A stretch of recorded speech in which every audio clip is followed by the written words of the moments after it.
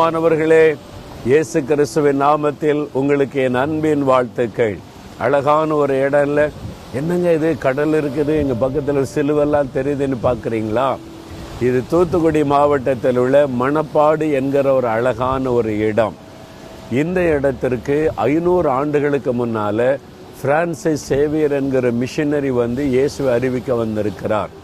தோமாவிற்கு பிறகு இந்தியாவிற்கு வந்த முதல் மிஷனரி இந்த பிரான்சிஸ் சேவியர் என்கிற மிஷனரி.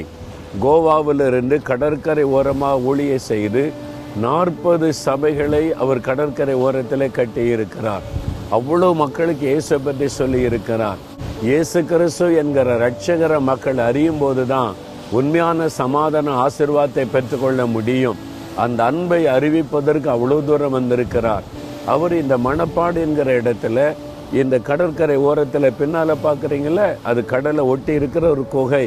இங்கே அவர் தங்கி இருந்திருக்கிறார். தங்கியிருந்து இந்த மக்களுக்கெல்லாம் இயேசு என்ற வெளிச்சத்தை அவர் சொல்லி இருக்கிறார். எவ்வளோ ஒரு அற்புதமான இடம் பார்த்தீங்களா? இன்றைக்கு நீங்களும் கூட வந்தால், தூத்துக்குடி மாவட்டத்துக்கு வந்தீங்கன்னா இந்த இடத்தை நீங்கள் பார்க்கலாம். சரி, இந்த நாளில் ஆண்டவர் உங்களுக்கு என்ன வசனம் வைத்திருக்கிறார்? எரேமியா 31ஆம் அதிகாரம் 14வது வசனம். என் ஜனங்கள் நான் அளிக்கும் நன்மையினால் திருப்தி ஆவார்கள். ஆண்டவர் சொல்லுகிறார், என் ஜனங்கள் நான் அளிக்கும் நன்மையினால் திருப்தி ஆவார்கள். ஆண்டவர் சொல்றார், என் மகனே, என் மகளே, நான் உனக்கு நன்மை செய்வேன். இன்னைக்கு உனக்கு என்ன நன்மை வேணும்?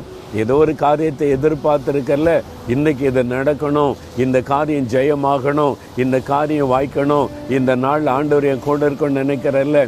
ஆண்டவர் சொல்லுகிறார், என் பிள்ளைகளே, நான் அளிக்கிற நன்மையினால் திருப்தி ஆவீங்க. திருப்தியாய் ஆண்டவர் ஆசீர்வதிப்பாராம், அரை குறையாக அல்ல. இந்த நாள் உங்களுக்கு நிறைவான ஆசீர்வாதம் உண்டாகும். அதுக்காகத்தான் அவர் சிலுவையிலே மரித்தார். அவர் சிலுவையிலே ரத்தம் சிந்தினது, பாடுபட்டது எல்லாமே நம்முடைய ஆசீர்வாதத்திற்காக, உங்களுடைய ஆசீர்வாதத்திற்காக. என் பிள்ளைகளே, என் ஜனங்களே, நான் உங்களை திருப்தி ஆசீர்வதிப்பேன்னு சொல்றார். அவருடைய ஜனோன்னு சொல்ற மாதிரி நம்ம இருக்கிறோமா? அவர் என் கூட இருக்கிறார், நான் அவருடைய பிள்ளை தான், நான் இயேசுக்கென்று என் வாழ்க்கையை ஒப்பு கொடுத்துட்டேன்னு நீங்க சொல்ல முடியுமா? இல்லை, நான் இயேசுவே, நானும் உம்முடைய பிள்ளையா இருக்க விரும்புகிறேன், உம்முடைய ஜனமா இருக்க விரும்புகிறேன், என்னை ஏற்றுக்கொள்ளுங்க, என்னையும் அப்படி திருப்தி ஆசீர்வதிங்கன்னு கேட்டு பாருங்களேன். உள்ளத்து ஒரு சமாதானம் வரும், ஒரு தைரியம் வரும், நிறைவான ஆசீர்வாதம் வரும். ஏன்னா இயேசு உங்களை அதிகமாய் நேசிக்கிறார். இந்த உலகத்தில் யாருமே உங்களை நேசிக்காட்டக்கூட இயேசு உங்களை நேசிக்கிறார். என் பிள்ளைகள், நான் உங்களை நிறைவாக ஆசீர்வதிக்கணும்னு ஆண்டவர் சொல்லுகிறார். நீங்க சொல்லுங்க, நான் உங்க பிள்ளை தான் ஆண்டவரே, என்னையும் ஆசீர்வதிங்கன்னு சொல்லுங்க. அவர் கட்டாயம் ஆசீர்வதிப்பார். தகப்பனே, அருமையான இந்த மகன் மகளுக்காக செபிக்கிறேன். இவங்க உங்க பிள்ளைங்கப்பா, உங்களால சிருஷ்டிக்கப்பட்டவங்க.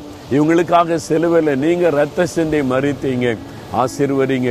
இன்னைக்கு ஏதோ ஒரு காரியத்துக்கு ஜெபிக்கிறாங்க, நிறைவா ஆசீர்வதிப்பேன்னு சொன்னீங்களே, அப்படி நிறைவாய் உம்முடைய பிள்ளைகளை ஆசீர்வதித்து இன்னைக்கு மகிழ பண்ணுங்க.